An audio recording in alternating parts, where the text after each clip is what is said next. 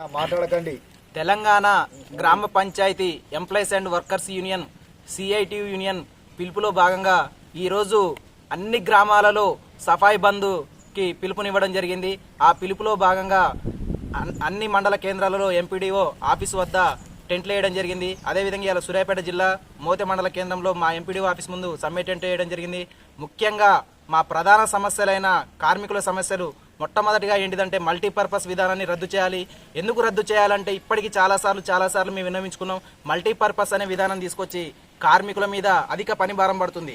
కారోబార్గానే ఉండాలి, అటెండర్గా ఉండాలి, ఎలక్ట్రీషియన్ ఉండాలి, ఎవరి పని వాళ్ళకి కావాలని అడుగుతున్నాం. కానీ ఈ ప్రభుత్వం మల్టీపర్పస్ విధానాన్ని తీసుకొచ్చి కార్మికులందరి చేత వెట్టి చాకిరీ చేపిస్తుంది.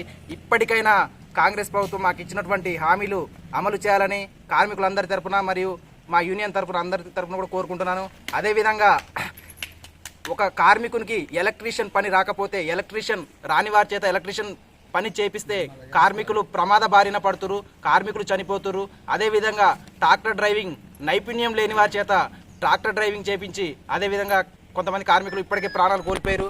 ఇకనైనా ప్రభుత్వం స్పందించి మాకు ఏ పని వస్తుందో ఆ పని చేపించే విధంగా ఎవరి పని వాళ్ళే. మేము స్వచ్ఛమైన డిమాండ్ ఇది. ఇప్పటికైనా ప్రభుత్వం స్పందించి మా కార్మికుల డిమాండ్లు నెరవేర్చాలని కార్మికులందరి తరపున మరియు మా యూనియన్ తరపున కోరుకుంటూ సెలవు తీసుకుంటాం.